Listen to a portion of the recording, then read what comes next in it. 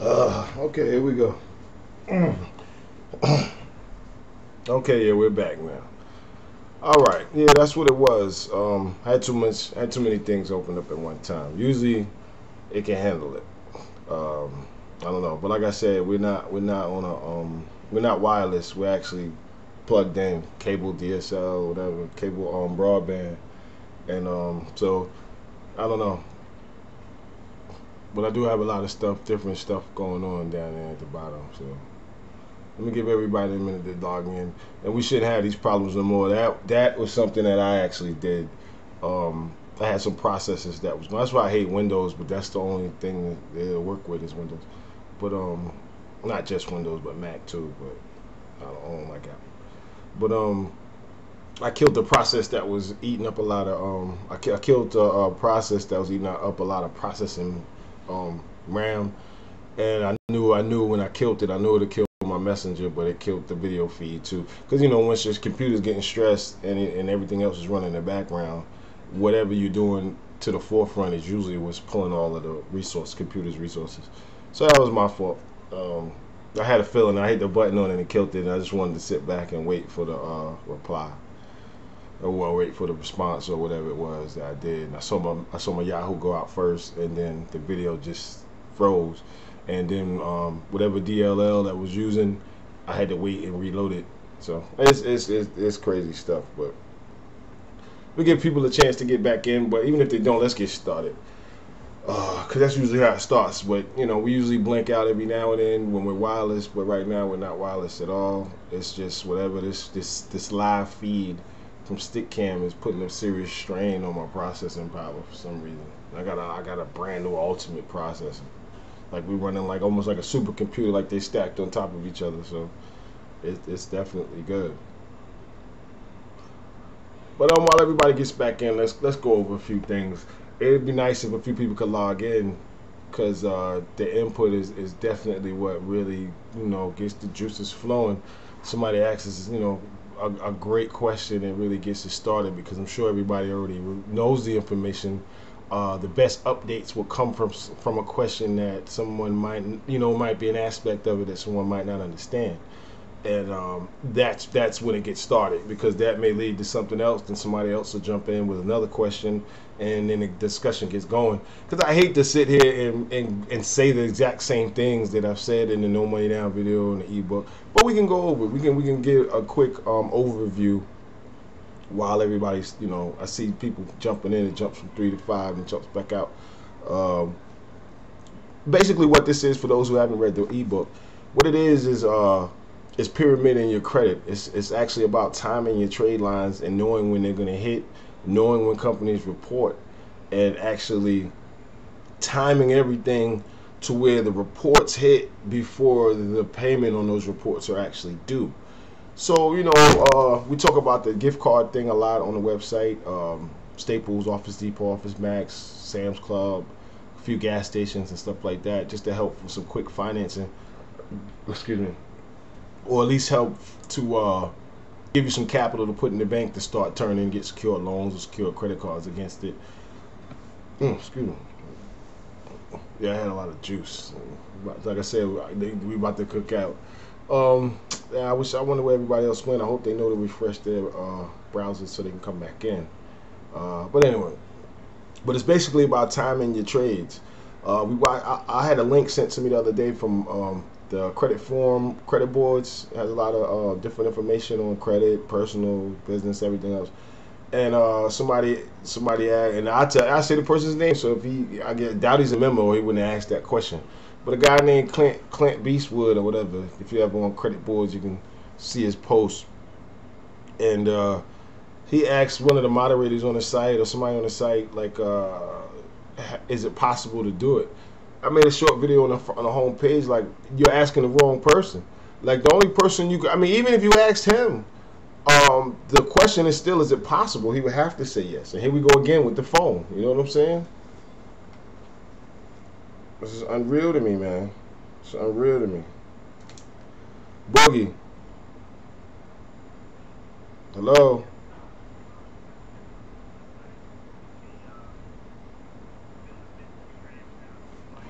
Uh huh.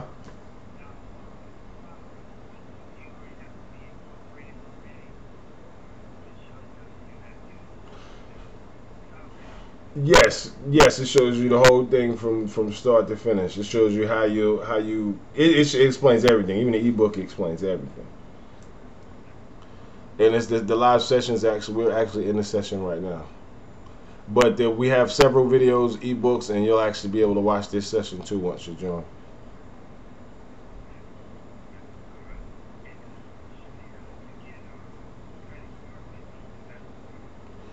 It shows you what you need to have on your file to get it. Yeah, like your file has to be a certain way, and yeah, we explain all of that. Yes, sir. No problem. I thought I turned it off, but I turned it on vibrating. Ain't click it down enough times. Okay. See, now I don't know where I was. Anyway, it has to do with strategically timing your trades, so that way I'll give you a good example. Seaton reports on the 10th of every month, and I apologize. Like I know I'm looking at the monitor, but the camera's over here, but the monitor's over there, so that's why it's I'm not cockeyed. It's like it's just that the camera's over here. But like Seaton reports on the 10th of every month. If I know Seaton reports on the 10th of every month, and I know that is if I buy something from a net 10 on the first, that say they report on the 10th of every month, if I buy something on the first and pay it off on the 5th, I will never see that trade line, because it takes two processes. It takes a process saying you owe and a process saying you paid. So I know if they report on the 10th, if I bought on the first, I'd pay on the 12th, like after the 10th, knowing that their report that I owe on the 10th, and then their report that I paid on the 10th of the following month. Net 10s aren't really that good. You bring the net 10 in at the very end of everything because it's a net 10. Net 30s are good. You have a whole month plus like 12 days before they even report it if you're delinquent. So that's always a good thing. Net 15s, you try to shy away from those for the same reason as the net 10s. You just really want to make sure that you time it. The timing is everything. And this is to this day. This is 2010, 11, 12. It doesn't matter. Okay, hold on. I had to wait till it unfroze. Yeah, it doesn't matter. It's all relevant to, because I get a lot of videos like, emails like, is it still relevant? If it wasn't relevant, the videos would be pulled, or that means there's other follow-up videos explaining what has changed. So, yeah, all this stuff is very relevant. But I need a few more people to log in so we can actually get a conversation going, because it's so much to cover. It's easier and better and more beneficial if people like really address the concerns that they have, so that way we can kind of stay on a certain point, like, you know what I'm saying? Because if I sit here and cover every aspect of it, it'll almost be like rambling on, without any feedback, without any interaction, and it makes it much more difficult to actually get the point across. After I log out, I'll still get a million emails like, okay, now you was talking about this, but for some reason the people can't log in. So what I'm gonna tell y'all what y'all do. If y'all, well, nah, I'm not gonna open up the. Well, I'm gonna open up the. I wasn't gonna open up the messenger because it helps to kill the processing power. Every time somebody sends an instant message, everything will freeze up, just because we're streaming live, and the instant message is a live stream too. So, but I just logged back into the messenger. So for those people that can't, for some strange reason, can't seem to log in and ask questions here, if you have Yahoo Messenger. Or have a Yahoo ID, you can log into Yahoo Messenger and send your questions through instant message to gboogiemerica@yahoo.com. Because it seems like that's the only way we're going to be able to get anything going. Because there's 5 people here now. Before it was 8. It's going to drop back down. But it's going to say that I'm not logged in, because if I keep my light on, I'll be getting instant messages that I normally get throughout the day, and it'll interfere with what we're doing now. So I'm going to change my availability to invisible. But yeah, if you have Yahoo Messenger, if you have a Yahoo ID, you can bring up a separate window and Google out Yahoo Messenger for the web. If you have you can just quickly set up a Yahoo ID, go to Yahoo Messenger for the web, and the whole browser will be like the Yahoo Messenger, instant messenger, and you can ask your questions that way. It's kind of annoying that way because it pops up and blocks everything, and it always goes out of turn, but at least there's be some interaction that way. I see Doc's in the room though. See, that's what I'm saying. People have no problem logging in, but we still have 4 people just watching and then not in. So it's kind of, you know. Hey Doc, you got any questions about any of this stuff, man, to help get everything started?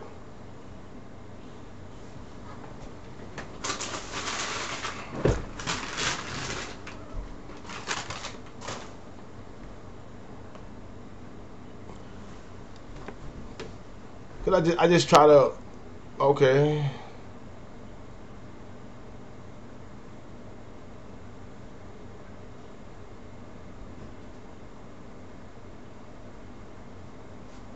Okay, hold on 1 second.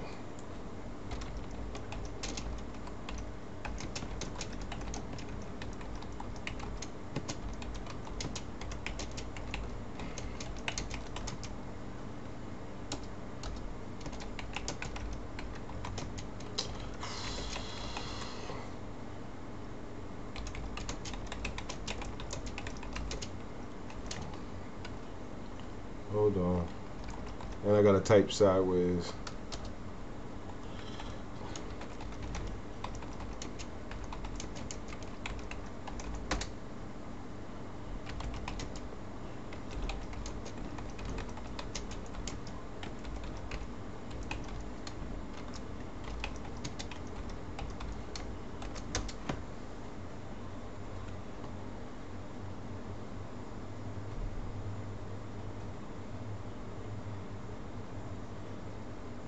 Okay.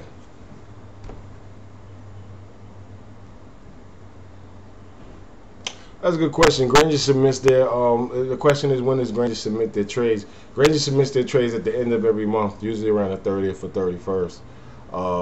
Uline submits it on the 1st, and Seaton on the 10th. I don't have a schedule for everybody, but your average ones I pretty much usually know.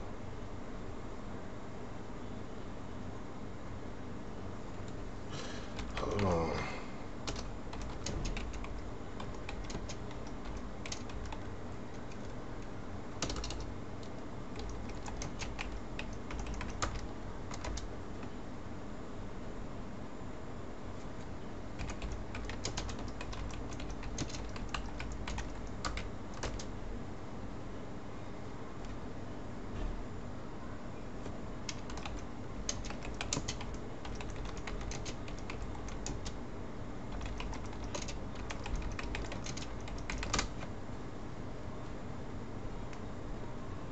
Okay.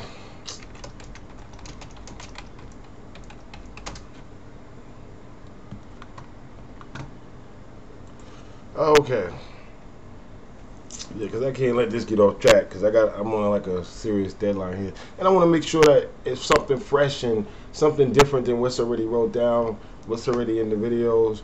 But as I said, like for the 5 other people that aren't logged in, you can always go to set up. It only takes like 2 seconds to set up a Yahoo ID, and then Google out Yahoo Messenger for the web, and send an instant message to gboogie@yahoo.com. And with some of the stuff I've already covered, maybe people haven't actually went through the information thoroughly enough, and they may find some new things or something like that that they haven't, heard before. But all this is really about, and I'm gonna go through the whole scenario. I went through it on the YouTube videos, Build Business Credit for Free, part 1 through 6 point something. So that's why I figured, like, I alluded to that seriously then. Then I actually came out with an ebook, and then put like a video, 2 videos out with it, and then put 2 more videos out, like to update it. So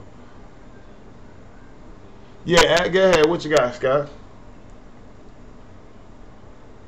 Yeah, please.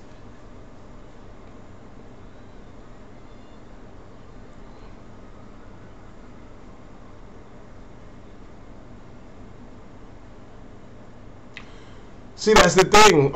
Actually, that's the weirdest thing, because actually, I still have no problem getting a Granger account.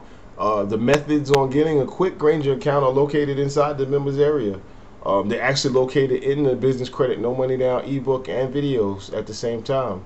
I think most people's mistake is that they go right in and fill out the app for credit, when purchasing something for a few dollars will automatically get you an account. Even still to this day, like we this is the reason, and this is one thing you'll always take to the bank. Like the reason I know this stuff, and the reason I speak from a position that's not outdated, is because I build shelf corps every day, and even though most of them are overseas, they still have U.S. trade lines on them, just to kind of diversify them a little bit, just to show they do business in the U.S. as well as whatever country, you know, that they were actually born out of. And all you have to do is purchase something from Granger, and they'll give you an account. Like it's like the computer system is set up like that automatically. Now, see that question, Scott? I addressed that on the last two videos that's on the front page. I made another video today addressing it. I made a video addressing it today and the other day about the nets, and people saying, like Seaton saying, and you have to spend $250 for them to report. I'm just trying to go through this. I got somebody that keeps popping stuff up. I'm trying to see why. I don't know, but I guess they want me to lose my train of thought or so. But yeah, they say that all the time. But I made a video explaining all that today. That people that are contractually obligated to report to credit bureaus have to report what they have on their spreadsheet regardless. Even if it's a cash experience, even if it's a $40 charge, when you submit the trades, you submit your whole accounts receivable. So it's not like they're gonna hand pick out $50, $60, $70 orders and not report them, and only report the $250 ones. That would cost more money just to screen. When you're doing hundreds and hundreds of transactions a week, it'll cost you more money to hire somebody, or even to reprogram the system to screen out those and only report the ones that you want to report to the credit bureaus. It doesn't work that way. Especially when you report to Experian and stuff like that. You have a contract. They like to see at minimum at least 100 at a time. But there's no real, it's like an unwritten rule. They like to see 100 at a time. So basically when you submit, it's an auto process. You convert everything to Metro 2, you send it in. So all that stuff they're telling people, and I said the same stuff on the video I made today. If you go back to 2005 on any credit blog or credit forum, people were saying the same thing then. Well, I called them, they said they don't report anymore. They said they don't report. Says they don't report. I'm like, I mean, I don't know what to tell you. Like, all I can tell you is who reports and who we use. But as far as what they tell you on the phone, I don't know. Like, that's a weird thing. But it's not true for Granger neither. It's not true for Granger or Seaton. Uline's always been the same. It pretty much, let me see.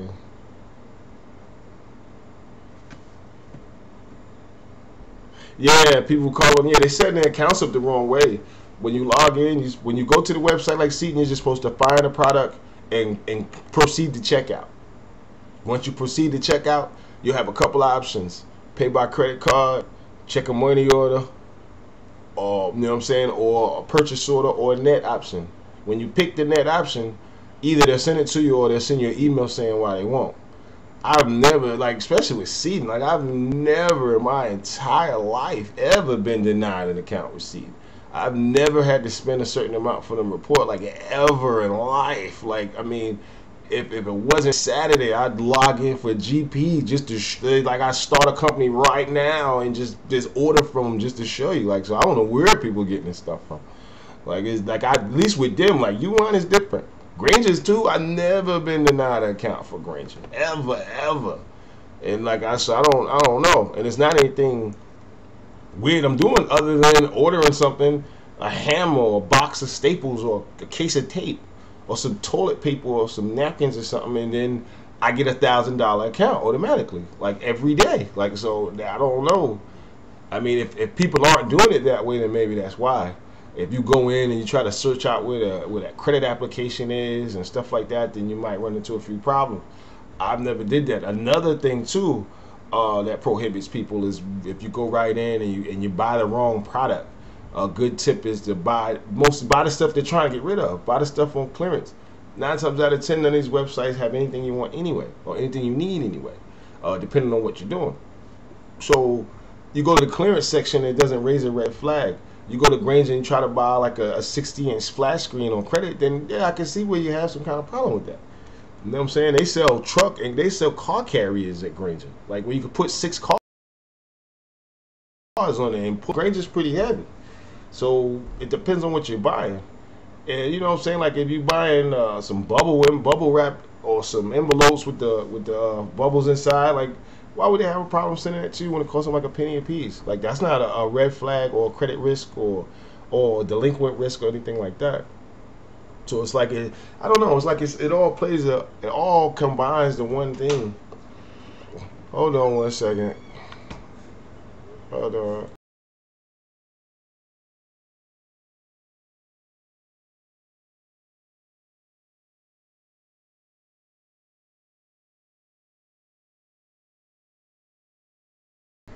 Okay. Well, yeah. For the other people now, you got 7 more people in, and it seems like there's only 2 people actually logged in. And I'm not getting anything from anybody explaining to me why they're not in, why they can't get in, how they can't get in, how frustrated they are that they can't get in, or what their question is via email or instant message. So it kind of like it kind of slows the pace down. Like, you know, you do like 1,000, 1,500 videos. After a while, without any crowd participation, it makes it really hard to drum up some originality or something that you haven't said or haven't spoken or said the exact same words. Like, you know what I'm saying? I'm sure as the economy's changed, like a lot of people have different questions and experience different things. So it just makes it more interesting, and like at least with them 2 questions, see like how I can answer them and go into detail with them, and now I answer them, and now I'm out of gas. So it's kind of like give me something else, Scott. Or Doc, what you got for me, man? We talking about business credit, no money down. Because it doesn't make sense. Like I've already gone through the whole process of jotting down like 4 pages of notes and all that, and I break out. I never get through the first page, so I stopped doing that. And it's to the point, like I don't know, like these other people on these other blogs and on these other forums, but I don't know what they do for a living. Yes, yeah. Just ask your questions, please. Don't pop up any messages asking, "Can you ask them?" Just ask the questions.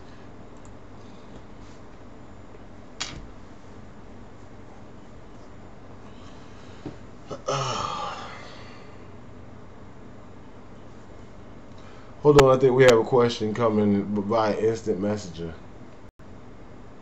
But yeah, but I love explaining this stuff. I even love explaining it to people that really don't get it. Like, cause it's like a mission of mine, like to explain it to them. If I got to break out pie graphs and everything, like chalkboard and the whole 9 yards, I want to make sure everybody gets it. Oh my God, hold on, man.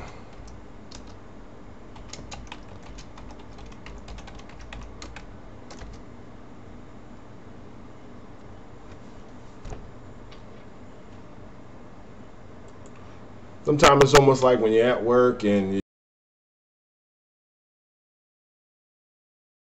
you're actually doing what you doesn't understand that you're working, and they're messing with you and joking with you, and you're trying to do something because you got 50 other things to do. So you're trying to cover this real quick.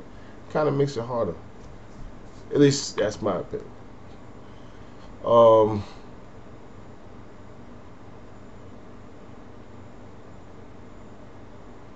nah, it's not tougher for Sam's Club. GE's got plenty of money. It's not tougher. It's pretty much the same. I guess the best way to put it is like you can pretty much base whatever it was you had to do before to get one. You would just basically have to add a few more smaller things. I'll put it like this. Maybe this will help. Like when it comes to Sam Club, it's almost like getting into college. Like you can have good scores on your SATs and everything like that, but somebody else could have the same scores. Like before, that might get you into Harvard or whatever. But since the times change and things like that, now you would need to have like extra pins or awards. Like he may need to be president of the chess club. You know what I'm saying? President of the law. The law review, the band or something, or the color guard. Like now you just need extra stuff on your file with it to actually give you more validity and actually back you up a little bit. But but actually the qualifications as far as your business, the trade lines and things like that are still the same. It's just the extra. the extra things you have to pay attention to. Before it didn't matter what industry you're in. Now it matters what industry you're in. Now everything is broken down into statistics. Like if you're a welder, what's the probability based on statistics that a brand new welding startup goes under, and they base you on that. It's kind of like not fair, but that's what they're going by. So now everything from which business you pick to go into plays a major part on what kind of credit you're getting in the future. Here's a question. When it comes to the point where Experian starts reporting, does it happen automatically and they ignore anything below 100?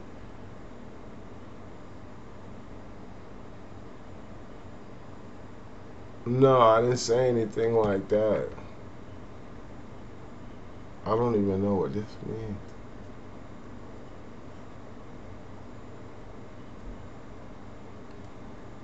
I mean, Experian reports everything instantly when you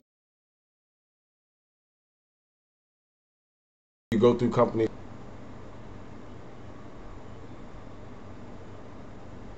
Since people have questions about starting new corporations after a failed business, that's a good question. That right there, I can't help you with. Like the other question said, where can you get a business credit file cleaned? That's definitely not my area. Um, I've never even stuck my foot in any of that in that subject at all.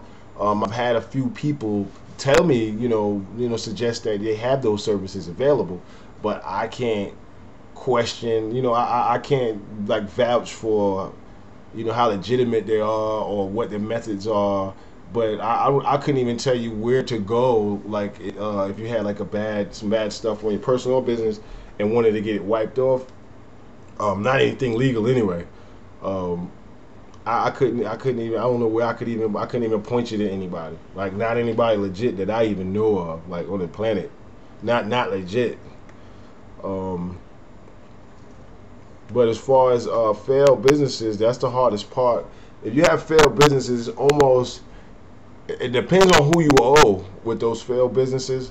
It's almost to the point where it is to the point where you would have to basically get someone else to set it up for you. Somebody else that you trust would have to run it. They couldn't live where you live. Their addresses couldn't be the same. They couldn't have the same last name unless they live completely in a different town. Like it's like the way they have the credit bureau data searches set up where it cross checks everything. There's no way to run from it. No way. There's absolutely no way to run from it. You could be the same person and move 4 states over and set up one in that state. It'll still follow you.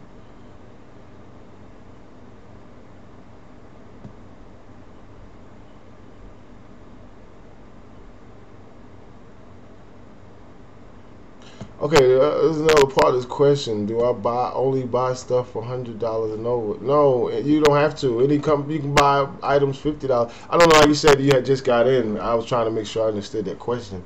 But no, when it comes to Experian, you can for $50 on up. It's reportable. Anything under $50 is considered not enough to report. So they automatically report that without any problem. Okay, now we got a few more people coming in. Hey, at least we get some people to contribute. As far as the Sam's Club goes, though, touching back on that, um, Sam's Club is not that bad. Sam's Club is like one of those things. I try to put it different ways every time I can.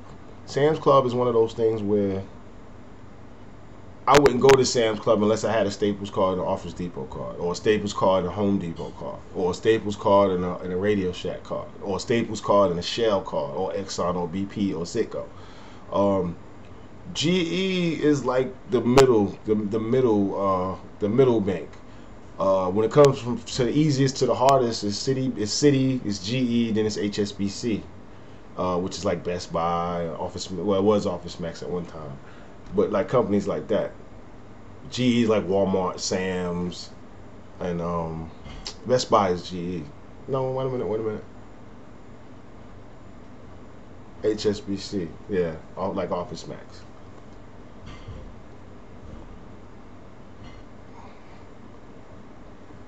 Oh, what's going on, Houston?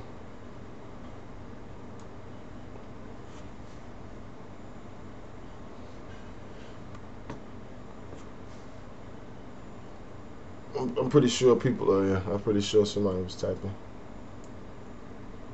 Target does. That's a good question. Target does offer business credit, but only like really only like in bulk. You know what I'm saying? Like it's one of those companies that if you buying 100 cases of sweatpants or something, you can set up some kind of account with them. If you have your own store and you're using them as a distributor, they'll give you credit. It's almost like Macy's. It's the same way. They'll give you credit in that way. If you order in bulk, but they won't just let you come in and they don't have like business credit cards or those kind of department store cards just for businesses. What they do is they'll set you up with a business line of credit and give you discount on merchandise and stuff like that. Target, Sears, Foot Locker, was it Foot Locker too? I think Foot Locker too. Like all of them are wrapped up in the same little conglomerate. I think Pizza Hut is in that mix. Reebok, like all that stuff is wrapped up in the same corporate sleeve. Don't quote me on it, but like some of the companies I might be wrong, but it's those same companies. I'll put it like this: if you ever seen anything with a Target ad on it, you'll see Sears. Is it Sears? Not Sears, but Kmart, Reebok, Foot Locker. Like you'll see those are like affiliate companies. I don't even know if they're really subsidiaries, but they're affiliates. If you have a certain card, you can use that same discount card in all of those stores. So it's kind of like that, but they don't actually offer like a business credit card per se. But they do extend terms. Like you can actually ask them to fax you an application. They do extend terms though. That's for sure. Yeah, Target is pretty good. Target is good. I used to mess with Target a little bit, but not really. Like it was one of those things that wasn't really important. As far as trade lines, as far as like badges, like I said, like chess club and stuff like that. Like that was one of those that we could have did without. As far as the file goes. But I'm sure people are typing up. But I don't want to stray away from the main topic of what today was, so I'm gonna still keep pressing that for the most part, because the guy just asked me on the phone, was I gonna go into it? So I want to make sure I do. Okay, yeah, I got time. This is how it works, and then let me explain this. Wait, let me answer this last question and then let me run through it. Because even though this information is in the ebook, I mean, thoroughly, everything I'm about to say, and it's in the 4 or 5 videos. Not much. We're going over this stuff. This stuff is actually timed, so you may have to watch what you missed back over. It's actually on a time thing. Like I got a grill out there, and it's and about to start getting it hot. All my family's here, and we're about to actually have a family day. So I figured I hold this for like an hour and a half.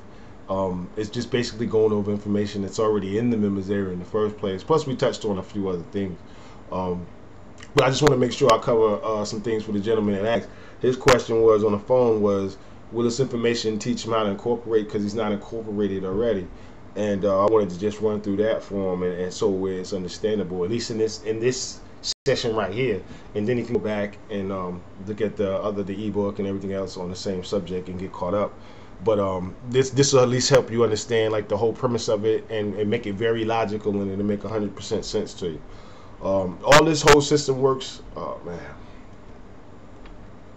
Okay, hold on. I got another question. If I had a business credit is billed and the owner of the business has no current personal credit and had bad credit in the past, at the moment he has zero credit, how much would that matter? Should a person like that also build his personal credit? It really wouldn't matter, but I would figure if he has no credit at all, it'd be very easy to build credit because it's the same it's the same logic as starting a business from scratch. If you have a blank slate, then you can place on that slate what you want. You can go find a cheap car to finance at a lot that reports. You can go to Sprint or Nextel and get a phone because they report. You can do those things and stack your personal file the way you want it to be. You can go get a loan from a finance company. You can go join a credit union. Like so, I mean, I would think if you have nothing, this future plans would be to build something. But as far as this business concerned, no, it doesn't matter at all. It's business credit. It doesn't have anything to do with your personal at all. As much as people keep saying that it does to some extent it does. When you get up in the like 6-figure loans and stuff like that, any lending institution will want to know the background of the person running the business, but like to actually say like their personal credit scores matter, that's not true. I can promise you that that's not true. It would be a plus in a certain situation if you chose to PG something, but it's not. That's like the whole purpose is separating the two, and that's basically it. But so I got let me start to go back into this. What I started to say for the gentleman that called. How this works basically in a nutshell. Oh God. All right, I'm gonna say this again. No more questions until I finish. Okay. If you have bankruptcies or so in the past year, that shouldn't matter either. Okay. Now. Okay.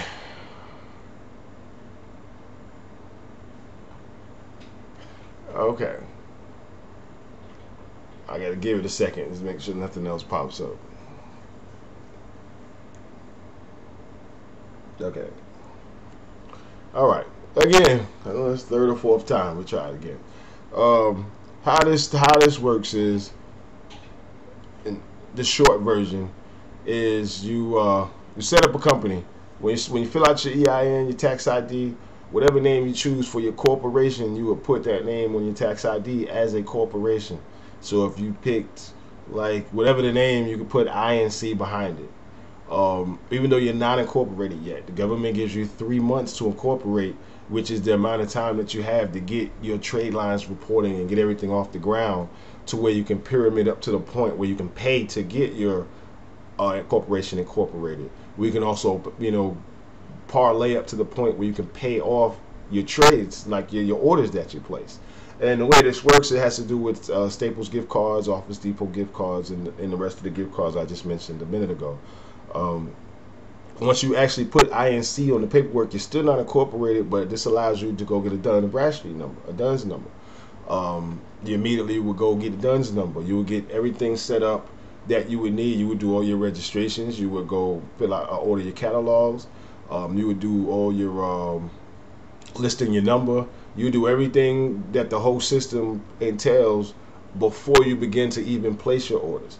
Once you're actually up and running and you're up in the system on Dun & Bradstreet's website, because believe it or not, like you can put the right stuff in the right databases and you'll pop up on Experian too. All you got to do is it's like it just takes research and going through affiliates. All the credit bureaus have affiliate companies, smaller companies. All the companies, the bigger companies like Citi or Seton or Uline, even they have sister companies and little brother companies and stuff like that. It's always better to come in the back door and work your way up. But just registering for catalogs with them, any info group or Info USA, they own CreditNet, Credit.net, stuff like that. Like if you actually get on their on their registries, they'll circulate everything around. Like that's what it's all about. Like getting everything so where you can easily be cross-referenced. You'll set up your free website. Whatever your business does, even if you don't have a product yet, like you'll set the website up explaining what your business does and what services or products you offer or will be offering in the future. You put the number on there so that number and name and company name can all be cross-referenced through all the databases. As time goes on, databasing gets much more complicated. It gets much more in-depth. I'm telling you, like I visited a person one time. I just visited her one time, a whole nother state, well, really another country, but like I just said Canada. I visited somebody, and while I was there, I bought something at a store, and it was like sometimes I get to the counter and I fill out some of the stuff. They give you the receipt for a sweepstakes or whatever. I filled it out, and I put my address. Like somehow, some way, like this dude was still getting mail to his house with my name on it. And I never put his address down. You know what I'm saying? Now that I still don't know how, but I'm just telling you it's like that. I haven't yet to this day figured out the methods they use, but they use some serious methods. Like they will find out where you are and who you are, who your people are, who your relatives are, who your relatives' friends are. That's what the whole purpose of the algorithm is for, to make it where you can't hide. Like their whole job is to cut down on delinquent payments. Like that's their job. They got unlimited resources, unlimited computer guys and PhDs that sit in there and make it where if you owe one person, you can't just fall off the grid and pop back up and go back in. So that's really one of the points I'm trying to make. But back to the no money down. What you would do, like say, I just explained it, so you might have to catch the beginning of the video. But what you would do is like Granger's and Net 30, the methods on how to get a Granger account. I mentioned that early in this video, and it's also in the members area as well. Uline is hit or miss for the most part. Usually to get on their good side, it's usually, it takes like ordering catalogs. Usually it's the best.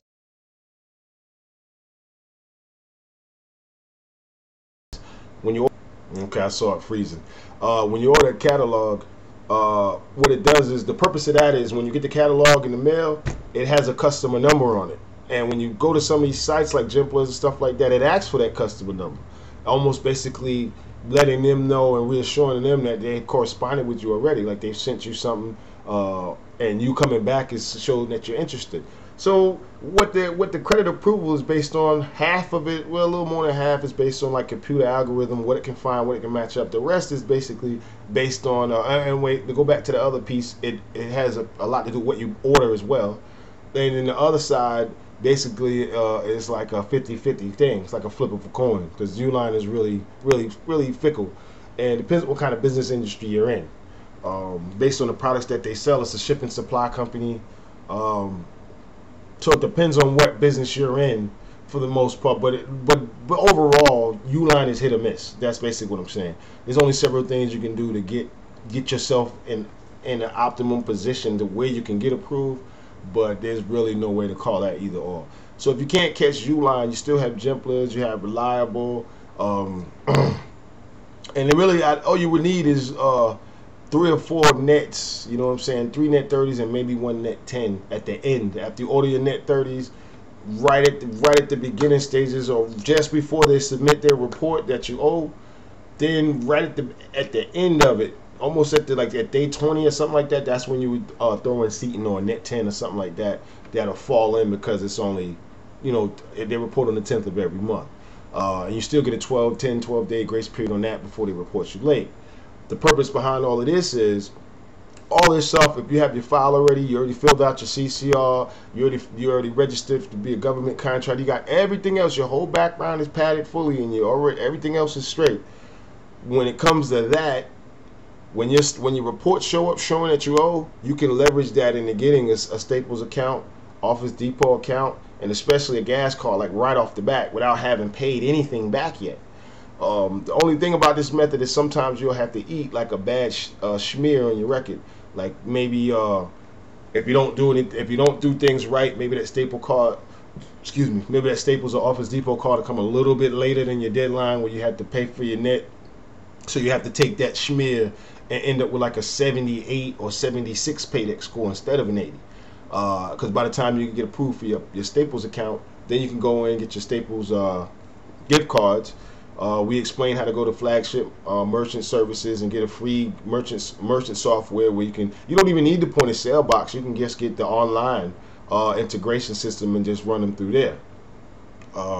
Once you get that, that'll automatically tie that point of sale to your bank account, which of course you'll have to open a bank account, even if you had to trade. And then this is just like straight, the guy or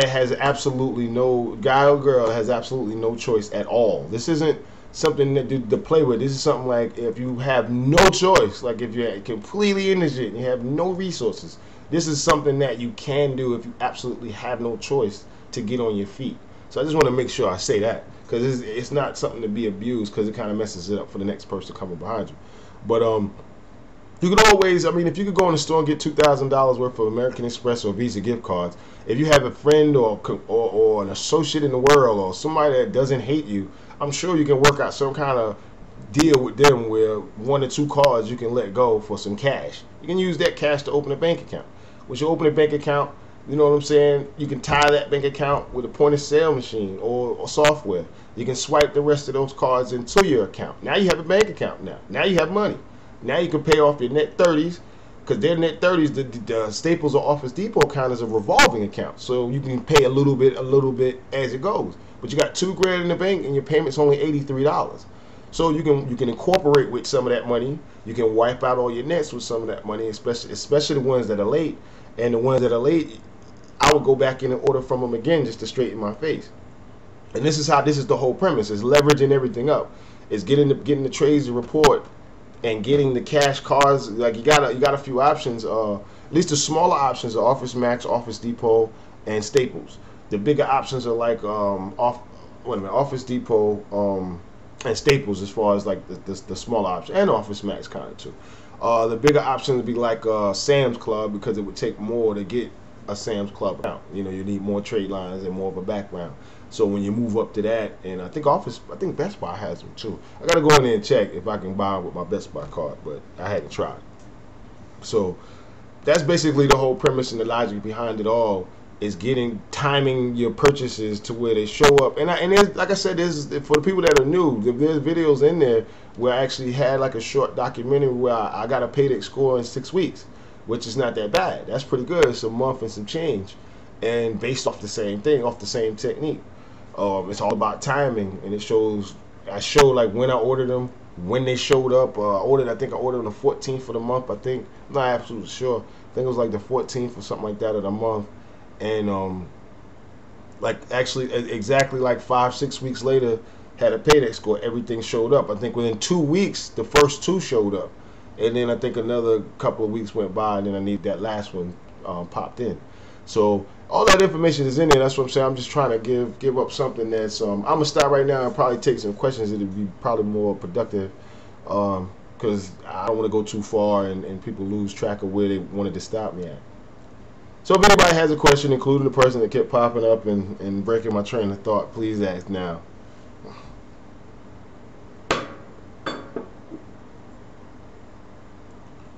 I'm gonna light this cancer stick while I wait for everybody to get their typing on. Matter of fact, I'm gonna hold off on that for a minute.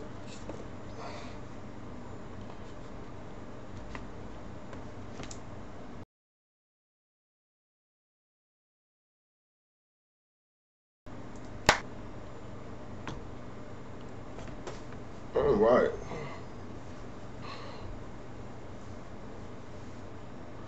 Gimplers is just like Reliable and Uline. They're hit or miss, but they report the Experian and Dun & Bradstreet. Those are the keepers. Those are the ones you always want. Those are the ones you always want to focus on. So that way you get 2 for 1 for your money. Like Uline reports to both. Quill's. Oh, okay. Computer went to sleep. Quill reports to both. But they're net 90s though. They report every 90 days. So that's always good. See, that's another thing to be aware of. They report every 90 days. So if you decide to use Quill, just think of where you are in the quarter. Like now it's June, right? This is the end of the quarter. This would be a perfect time to pick up Quill, because this is the month they'll be reporting. This is the second quarter. Yeah, it's the end of the second quarter actually when this month is over with. So it'd be definitely a good time right now to order from them, where you won't have to wait 90 days to see it, because you know quarters every 3 months, and this is the 6th month. So you know it'd be a perfect time where you won't have to wait forever and a day to see it. So what's today's date? Today would be a perfect day to order from them, actually.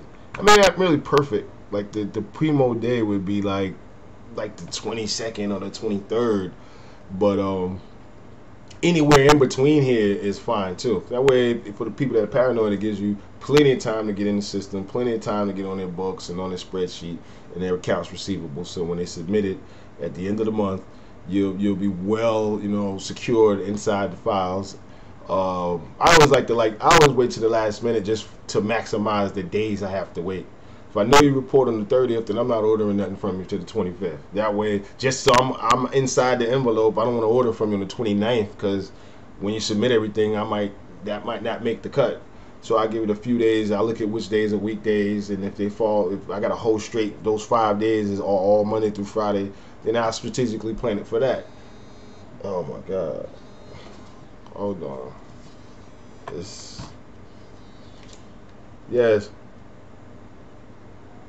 Yes. What's up? Well, you didn't know what this was? You didn't know the number? Okay. I got people in the next room calling. Oh man. Okay. Tech Depot was good too. It's hit or miss too. It always has been. Depends on what you order. That's one of the ones definitely. Depending on what you order. That's one of the main ones. You go in there. What I usually have a lot of success with when it comes to them, I don't have none on me, but thumb drives, they usually send them right out, no problem. After you order thumb drives successfully, then you can order laptops all day or whatever it is you need.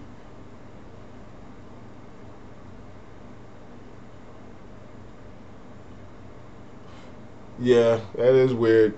And just to put everything in perspective, Quill and Tech Depot and companies like that are all sister and brother companies, like I was saying earlier, of city because like I said, I don't misquote me if you check it out and I'm like I got the companies mismatched, like don't be too hard on me. But I think Quill is a Staples company, and Tech Depot is an Office Max company, or vice versa. Whichever it is, it's vice versa. Like both of those are sister companies of Office Depot and Staples. Quill, and I'm speaking of Quill and Tech Depot. So in a nutshell, that's where all the overruns are sold at, all the overstock and stuff like that. That's where they sold at. But they're still, even when you go to the website, it actually says it. Yeah, I know it says it on the website. It says it when you go to the website. It says Quill's a Staples company or something like that, or Office Depot company. Then you go to Tech Depot, it says a Staples company or Office Depot. I think Tech Depot is an Office Depot company, and Quill is a Staples company. I think that's what it is. One of the two. But either way, it's exactly that. It's either one or the other. But basically, in a nutshell, they're still subsidiaries of Staples of Citibank underwritten companies. So it just gives another example of what I was saying, like going through the little sisters or little brothers to work your way on up the ladder. Is just start with the easiest one to start with, the simplest one, the off the radar one. Like even Tech Depot and Quill may have subsidiaries. I've never really checked into it. Been kind of busy, but I can check into that. And they may have some small, obscure office supply company that's only mail order or something like that, but it's all spin-offs. So all the records and all the accounts receivable all works its way up the food chain. All the data is cross-referenced. That's a big thing now. It always has been, like the save data, save emails, save addresses and address books. Like to take surveys, that kind of thing. It's always been really a huge industry. Like it's been like a hidden backbone of everything, because everything's data based, everything is referenced and cross-referenced, and it just, you can use that to your advantage by placing yourself at the right place and forcing it to work its way through the system. So that way, like I gave example, and this is a whole different subject. Like in the little excerpt with a cash card Kung Fu little ebook, where it basically is explained about American Express. Like American Express is a bank. They have two banks actually. And a person that would want to, if a person's lifelong dream was to have an American Express card, I would think it would make perfect sense to get one step closer would be having a bank account or CD with American Express. Like you won't be able to get all of the offers out of your mailbox every month. So it's better to do good business with them, because now they know you. When you fill in your application on whatever website or in whatever store, like when they pull up their information, it's already in their system. You already bank with them. You already invested your money as a CD with them. You know what I'm saying? And you may go to them and try to get a secured loan against that CD, and they may say, here's a card instead. So it's just like that kind of thinking. Like the best way in is not the front door all the time. Sometimes the back door is the best way in, because it's some serious security at the front door, and they waiting for you. They looking for you. Especially if your paperwork is anywhere off kilter, they looking for you. So it's better to sneak in as a maintenance man. I'm just coming here to get, a little bit of stuff. I don't want any trouble. I don't even want any account from you. I just want to spend my own money and use my rewards card. So that way you can scan my rewards card for the purpose y'all gave me the rewards card, so you can keep track of what I buy with the rewards card. So that way when I come back to you and I want an account, you used what I paid. You reference whether or not I'm a customer of yours first before you even give me an account. I mean, it makes perfect sense that I give somebody an account first that's been spending money with me and I can see it for myself, than somebody that just stumbled in off the street. So, that's the kind of logic that's behind all this stuff. When it comes to the no money down, it's the same thing. Once you actually get approved for either Staples, even if let's go small. Let's say they approve you for $500. it still puts you where you want to be. Whatever state you're in, like if you're in New York, it's $135 to incorporate. That's out the way. Say you order $150, $200 worth of trades. That's out the way. And you can order all that from your bank account. Like once you get your $500 worth of cards, put that in the bank and write checks, or use your debit card to pay it off. That still puts you in the game. You know what I'm saying? No money now. Now, before you had nothing, now you have something to work with, and you have a minimum payment of like $24 a month or something like that, and you don't owe that till next month. So at that current moment, you don't owe anybody anything. Nothing's late. Nothing's past due. Your business is incorporated within the 3-month window. Your trade lines are paid off. You might have, like, if you did go with the net 10 and things didn't go exactly the way you wanted them to due to timing or holidays or the way the weekends fell, you might have a late on there that say how many days late, and you can live with that because you didn't have anything before. Now you're in the game. You got a card that you can slowly pay back, and the fact that you're paying it back also counts for in your favor. You have a bank account now. You incorporate, like, all this stuff gets it together in your favor. And I was reading some on Credit Boys from somebody posted. They sent me a link. A guy posted about this method and asked somebody else, does it really work? Like, why would you ask somebody that's never even done it? Like, how would you? That's like asking me, can a one-legged man run across the Sahara Desert? How would I know? You know what I'm saying? I would say probably. Like, how would I know? I don't know anybody who's done it. I haven't done it. So why are you gonna ask somebody that's probably, sitting there eating Cheetos and playing Worlds of Warcraft in between answering questions? You don't know nothing about this stuff. Like, it's crazy, man. It's all about motives, and it's all psychology, man. And you gotta ask yourself, like, you got people sitting there on these sites that evidently don't have anything else to do. Like, they don't give you any qualifications. Like, what do they do for a living? Like, they might churn butter. Like, what is that? Like, what makes you qualified to even answer my questions? Like, how do you know about this stuff? Like, what do you do for a living? Like, how do you make your money? Like, you know what I'm saying? If you're sitting here telling me you flip burgers on Backline, how you gonna tell me something won't work? And you interested in dropping fries? It's like, come on. So it's crazy, man. The world is a weird place, man. People are quick to always give an opinion on something and mislead people. Have a person saying, well, all right, well, now I won't even entertain it. And the whole time it's just like for no reason. Like, just because you didn't understand it and it was a question you couldn't answer. You're a deer caught in the headlights. And now you'll send somebody down the wrong path just because, you feel your self-esteem or whatever has been threatened or something. Hold on.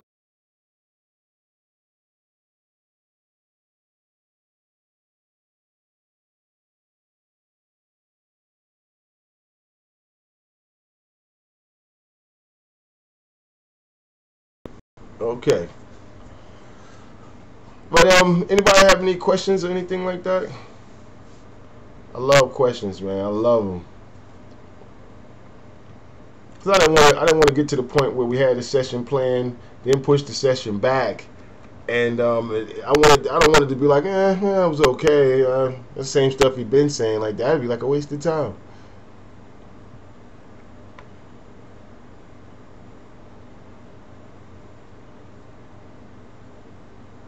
Yeah, I mean, skepticism is a good thing, but skepticism keeps people honest. But it's different. What I'm talking about is not skepticism. What I'm talking about, if I asked you if a duck could pull a truck, then hook them up. Like, if you've never seen a duck pull a truck, then that's not skepticism. That's uneducated opinion. If you tell me, nah, that'll never happen, that's impossible, that's an uneducated opinion. That's you not knowing anything about it, never even hearing about it before. I'm like, nah, it's probably a scam. Like, and then the person that you're talking to values your opinion because you making yourself out to believe to be like you know everything, or at least know about this subject matter. Like, trust me, since that dude say by name, y'all went through all the stuff that he's talking about, I got a post on there older than he do. This dude just joined the site last year. Come on. What are you talking about? He just joined the site last year. He got like 2,200 posts. He ain't got nothing else to do. If he was a business credit consultant, expert or something, he'd have on where his office is located at. He'd have on there, like, he would have less time to spend there because he'd be actually working, doing his job, helping people that paying clients. You know what I'm saying? So you gotta ask, like, you know, you can go to any site, man. We go to a cell phone site, and there's always one guy there that just posts and parks there all day. That wants he needs to be